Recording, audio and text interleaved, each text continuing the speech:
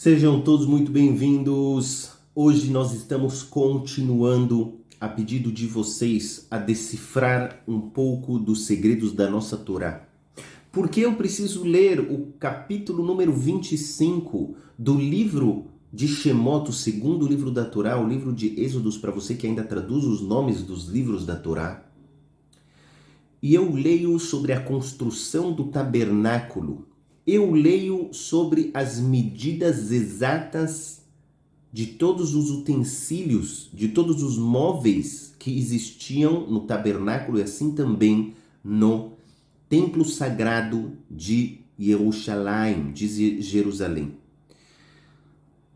A mesa, por exemplo, nós explicamos na última aula que ela tinha duas medidas de comprimento. Essas medidas elas são 50 centímetros, mais ou menos. Tem duas medidas de comprimento.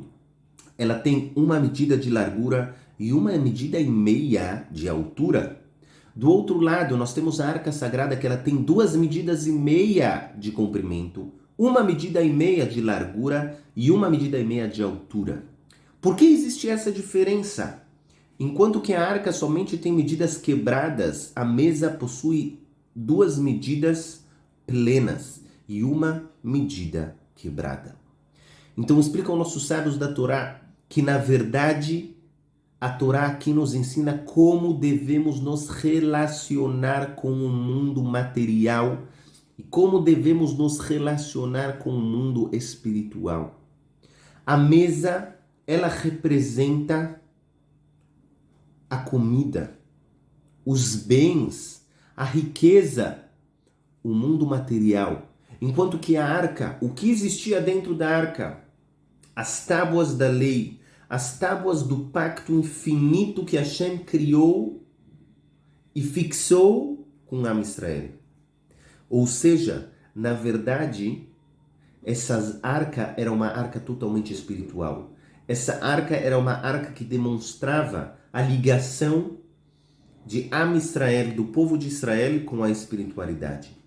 E explicam nossos sábios que a Torá aqui nos ensina como devemos nos relacionar com o espiritual e com o material. O espiritual de um lado e o material do outro. Explicam nossos sábios por que todas as medidas da arca ela era quebrada, ou seja, 2,5 de comprimento, uma medida e meia de largura, uma medida e meia de altura. Por que era desta maneira? A resposta é porque quando se trata de espiritualidade, você deve se ver faltando. Você deve se ver metade do caminho. Falta ainda falta metade. Não é pleno. Nada é pleno na espiritualidade. Você sempre deve desejar mais. Você deve desejar crescer mais. Você deve desejar estar mais perto de Hashem, purificar a sua alma, saber mais Torá. Como eu posso sempre crescer? Por isso, nenhuma das medidas da arca ela era plena. Era 2,5 de um lado, 1,5 do outro e 1,5 de altura. Todas as medidas são quebradas para mostrar que aquela pessoa que ela deseja de verdade chegar até a arca sagrada e alcançar o pacto verdadeiro com Hashem, ela deve se sentir faltando. Ela deve se sentir não plena, incompleta. Isso faz com que a pessoa cresça. Aquela pessoa que ele acha que já chegou num nível muito alto de Torá, ela já chegou num nível muito alto de conexão divina, essa pessoa vai estagnar, essa pessoa vai ficar parada.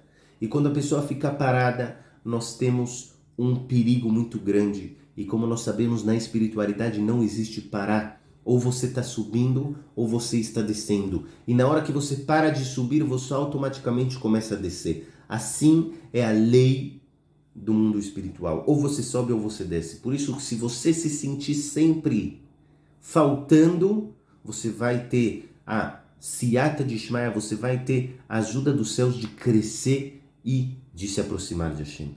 Do outro lado, nós temos a mesa. A mesa representa a riqueza, os bens materiais.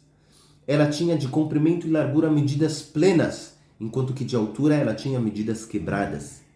Explicam nossos sábios, a pessoa ela deve se sentir plena no que diz respeito ao mundo material. Ela não deve desejar mais, porque aquela pessoa que deseja mais de uma maneira desenfreada, aquilo causa que ela não tenha a felicidade com o que ela já tem. Quem é o rico? É aquela pessoa que está satisfeito com o que tem. É aquele que está feliz com a sua parte. Esse é o verdadeiro rico, que usufrui do seu dinheiro, que desfruta do seu dinheiro. Enquanto que do outro lado, quem é o verdadeiro pobre? Será que é aquele que não tem nada na conta de banco? Ou será que é aquele que sofre com o seu dinheiro, que não desfruta do seu dinheiro? Esse é o verdadeiro pobre. Portanto, quando se trata do mundo material, você deve se sentir pleno. Na largura e no comprimento, mas na altura não. Por quê? Porque de um lado é permitido você querer mais. Hashem não nos obriga a dormirmos no chão, dormirmos na terra, termos somente uma roupa, comermos água e pão e dormir na terra. Isso não é uma obrigação. Hashem deseja que nós santifiquemos a matéria através do uso correto que nós fazemos com ela. Quando eu uso uma roupa para dar honra a Hashem, e eu, por exemplo, faço as minhas rezas com aquela roupa, ou quando eu uso o meu dinheiro e eu dou caridade, ou quando eu uso o meu corpo e eu ajudo alguém, quando eu uso a minha mente e eu penso em coisas santas e não em coisas impuras, quando eu uso meus olhos para observar coisas permitidas e não proibidas, a minha boca para falar coisas permitidas e não proibidas, não blasfemar, não falar mal de outras pessoas, não falar mentira, não magoar os outros com a minha boca.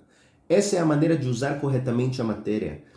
É permitido você ter dinheiro e você pode querer ter mais dinheiro, mas saiba, somente essa vontade é permitida.